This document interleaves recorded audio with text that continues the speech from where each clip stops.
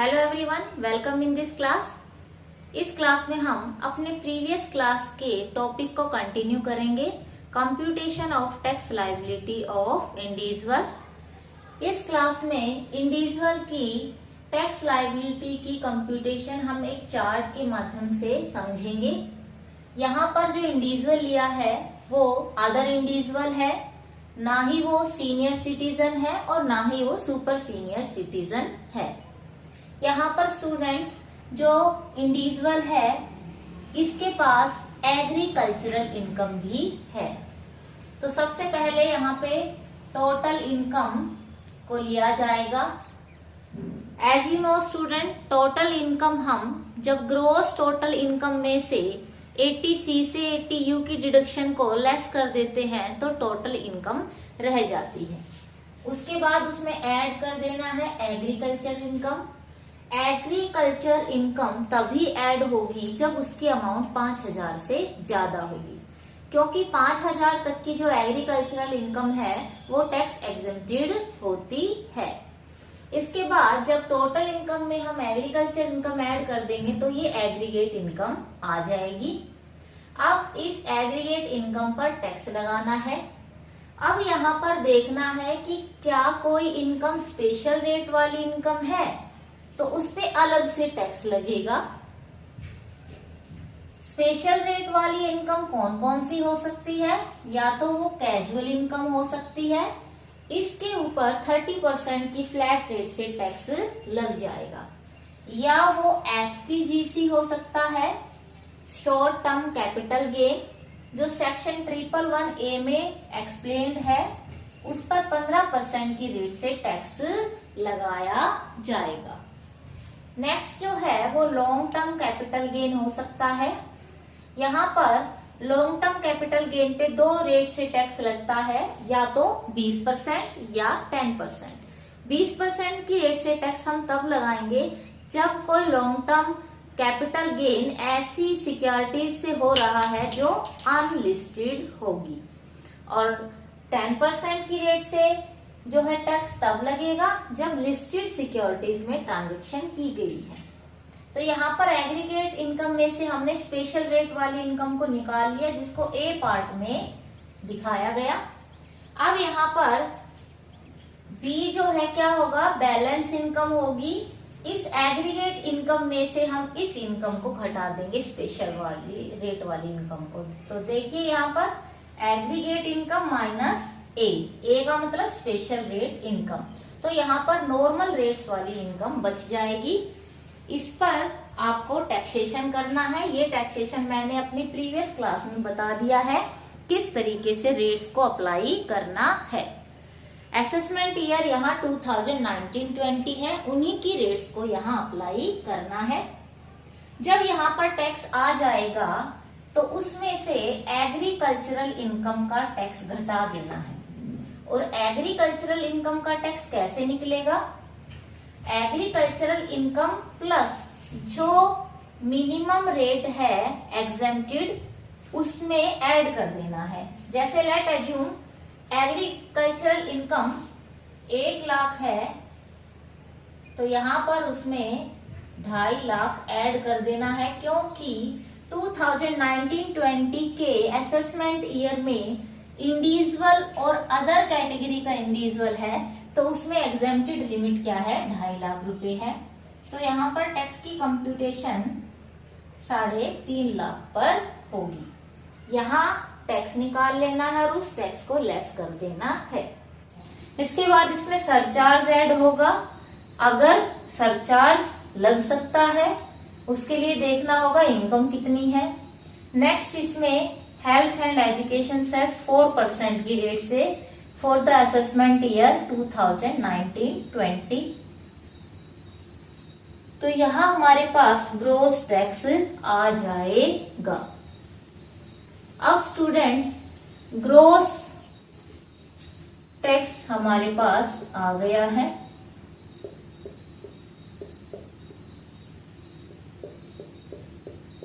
इसमें से लेस कर देना है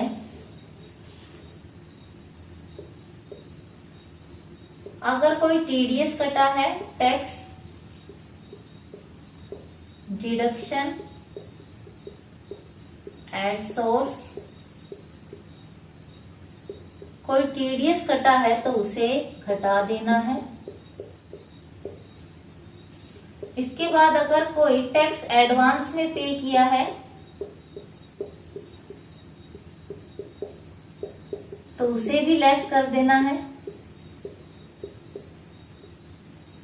लेस की आइटम को ब्रैकेट में दिखाया जा रहा है। तो यहां पर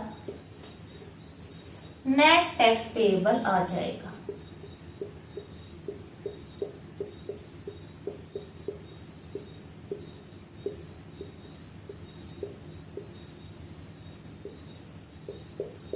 अब इसको राउंडेड ऑफ कर देना है। और राउंडेड ऑफ किस में करेंगे हम? मल्टीपल ऑफ 10 रुपीज में इसको राउंड ऑफ किया जाएगा। एक एग्जाम्पल की हेल्प से हम समझेंगे कि इंडिविजुअल की टैक्स लायबिलिटी को कैसे कंप्यूट किया जाएगा। मैंने इलस्ट्रेशन 1 लिया है। इलस्ट्रेशन 1 में कहा गया है कि मिस्टर राम कोई एसएससी है, उसकी असेसमेंट ईयर 2019-20 के लिए टैक्स पेएबल निकालना है, कितना टैक्स वो पे करेगा। तो यहाँ पे फॉलोइंग इंफॉर्मेशन दी है। सबसे पहले इनकम फ्रॉम हाउस प्रॉपर्टी है और इससे 80,000 रुपये प्राप्त हो रहे हैं। स्टूडेंट यहाँ पर पीछे कंप्यूटेड वर्ड लिखा हुआ है। कंप्यूटेड का मतलब होता है कि यहाँ इसमें सारी एडजस्टमेंट की गई है। अगर ये कंप्यूटेड वर्ड नहीं होता तो हम यहाँ पर इसमें 30% स्टैंडर्ड डिडक्शन देते, लेकिन यहाँ पर पहले ही कंप्यूटेड वर्ड है तो इट मीन्स ये सारी एडजस्टमेंट के बाद की अमाउंट है। इसके बाद next interest on government securities पे इंटरेस्ट मिला है। अदर सोर्सेज हेड की इनकम है 10,000। Next long term capital gain special rate वाली इनकम है और आपको पता है कि यहाँ पर कुछ नहीं दिया तो हम इसको 20% वाली रेट में रखेंगे। अगर लिस्टेड वगैरह कुछ दिया होता तो इस पे 10% की रेट से टैक्स लगता, कुछ नहीं दिया तो इस पे 20% की रेट से टैक्स लगेगा। इनकम फ्रॉम बिजनेस 10,55,000 रुपए प्राप्त हुए हैं। एग्रीकल्चर इनकम भी है इस एसएससी के पास 1 lakh. Amount withdrawal from PPF से अमाउंट निकाली है तो ये एग्जेम्प्टेड अमाउंट है, इसका कुछ नहीं करना आपको। Purchase NSC national saving certificate 8 खरीदे हैं 30,000 के और ये इलिजिबल है 80C की डिडक्शन में आ जाएगा। Deposited into PPF public provident fund में पैसा जमा करवाया है तो ये भी 60,000 जो है 80C में आएगा। 80C ये भी 80C की आइटम है, डिडक्शन दी जाएगी। Subscription to eligible issue of capital तो यहाँ पर 35,000 रुपए जो है शेयर में इशू किए हैं तो ये भी 80C की डिडक्शन है। तो यहाँ पर 80C में कितनी डिडक्शन दी जाएगी? 1,25,000 रुपए की डिडक्शन दी जाएगी। तो यहाँ पर स्टूडेंट्स एग्रीकल्चर इनकम में एक पॉइंट मैं आपको और बताती हूँ कि जब एग्रीकल्चर इनकम अगर 5,000 से कम है तो यहाँ पे उसको आपको टोटल इनकम में ऐड नहीं करना है, लेकिन अगर एग्रीकल्चर इनकम 5,000 से ज्यादा है तो उसे टोटल इनकम में ऐड करके एग्रीगेट इनकम निकालनी है। अब हम कंप्यूटेशन करेंगे राम के टैक्स की कि राम को कितना टैक्स पे करना है। तो यहाँ पर सबसे पहले हेडिंग जो पूछा है उसी को बना दिया जाएगा, computation of tax payable of Ram. नीचे लिखा जाएगा किस असेसमेंट ईयर के लिए है, 2019-20 के लिए। अब स्टूडेंट्स हमें टोटल इनकम चाहिए लेकिन इस क्वेश्चन में टोटल इनकम गिवन नहीं है, तो सबसे पहले हम ग्रोस टोटल इनकम निकालेंगे, उसमें से डिडक्शन देने के बाद टोटल इनकम हमें मिल जाएगी। तो यहाँ पर ग्रोस टोटल इनकम के लिए हमें 5 हेड ऑफ इनकम लेने हैं। पहला हेड सैलरी गिवन नहीं है, तो सेकंड हेड ले लेंगे हम income from house property. Students ये ध्यान रखना है कि जब भी आप क्वेश्चन करो तो वही सीक्वेंस रखो आप हेड्स का, इनकम के हेड्स का, जो आपको बताया गया है। तो यहाँ पर हाउस प्रॉपर्टी 80,000 है, कंप्यूटेड है, कोई एडजस्टमेंट नहीं करनी है आपको। सेकंड हेड पीजीबीपी होता है, बिजनेस की इनकम दी गई है 10,55,000। अगला हेड कैपिटल गेन है, लॉन्ग टर्म कैपिटल गेन है 50,000 का। Income from other sources, interest on government securities दिया है 10,000 का। तो यहाँ पर इन चारों हेड को ऐड करने के बाद हमारे पास ग्रोस टोटल इनकम आ गई है 11,95,000। अब यहाँ पे डिडक्शन 80C की अभी अभी हमने ऐड किए थे कि 1,25,000 अमाउंट बन रही थी। 3 आइटम थे, पीपीएफ में पैसा जमा करवाया था, NSC 8 जो है वो परचेज किए थे, नेशनल सेविंग सर्टिफिकेट, और एक सब्सक्रिप्शन था जो कि इलिजिबल इश्यू ऑफ कैपिटल का था। तो उनका टोटल 1,25,000 रुपए बन रहा था। इसको लेस कर देना है। 80C की डिडक्शन मैक्सिमम 1.5 लाख तक दी जा सकती है। यहाँ पर हमारे पास टोटल इनकम आ गई है 10,70,000।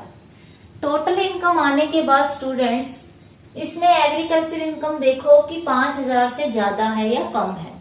तो यहाँ पर ये इनकम 5,000 से ज्यादा है, 1 लाख है, इसको ऐड कर दीजिए। क्या आ गया हमारे पास? एग्रीगेट इनकम आ गई है 11,70,000। अब इस पे टैक्स की कंप्यूटेशन करनी है। 11,70,000 में से देखो क्या कोई इनकम स्पेशल रेट वाली इनकम है? तो आप पाओगे कि जो लॉन्ग टर्म कैपिटल गेन है वो स्पेशल रेट वाली इनकम है। तो यहाँ पर लॉन्ग टर्म कैपिटल गेन पर 20% की रेट से टैक्स लगा देना है। 10,000 रुपए टैक्स के हो जाएंगे। अब स्पेशल रेट की और कोई इनकम नहीं है, तो इस इनकम को 50,000 को घटा देना है 70,000 में से, यहां से। तो ये कितना बच गया? 11,70,000 में से 50,000 घटाए तो 11,20,000 अमाउंट आपकी रिमेन रह गई। इस पे नॉर्मल रेट से जो है टैक्स कैलकुलेट कीजिए। अब इस क्वेश्चन में मिस्टर राम जो है उसकी कोई एज नहीं दी गई, तो इसे हम अदर इंडिविजुअल मान लेंगे और उसी की टैक्स रेट से टैक्स कैलकुलेट करेंगे।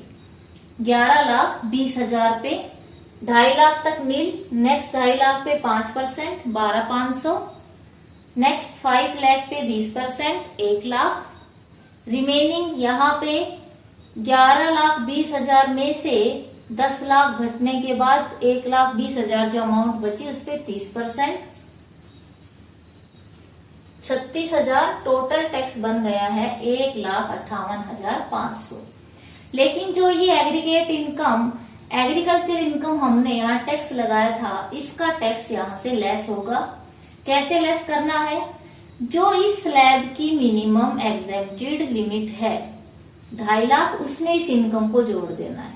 कितने हो गए? 3.5 लाख। उस पे टैक्स की कैलकुलेशन करनी है, और जब 3.5 लाख पे टैक्स की कैलकुलेशन करेंगे तो यहाँ पे क्या आएगा? यहाँ पे जो है 5,000 टैक्स इसमें से घट जाएगा। ये जो टैक्स बच गया ये 1,53,500। अब इसमें से सरचार्ज अगर कोई लगता है तो सरचार्ज लगाओ, लेकिन ये इनकम जो है ये 50 लाख से कम है तो किसी तरीके का कोई सरचार्ज नहीं लगेगा। इसके बाद इसमें हेल्थ एंड एजुकेशन सेस जो ये टैक्स आया है इसका 4%, 4% जो है हेल्थ एंड एजुकेशन सेस इस पे इम्पोज होगा 6,0140। टोटल टैक्स पेएबल हो गया 1,59,640 और इसको राउंड ऑफ करने की जरूरत नहीं है क्योंकि ये ऑलरेडी राउंडेड ऑफ है 10 के मल्टीपल में। तो स्टूडेंट्स यहाँ पे मैंने इस प्रैक्टिकल क्वेश्चन की हेल्प से आपको जो है इंडिविजुअल के टैक्स की कंप्यूटेशन समझाने की कोशिश की। I hope you got it. हम नेक्स्ट क्लास में मिलेंगे नए टॉपिक के साथ, तब तक के लिए थैंक यू।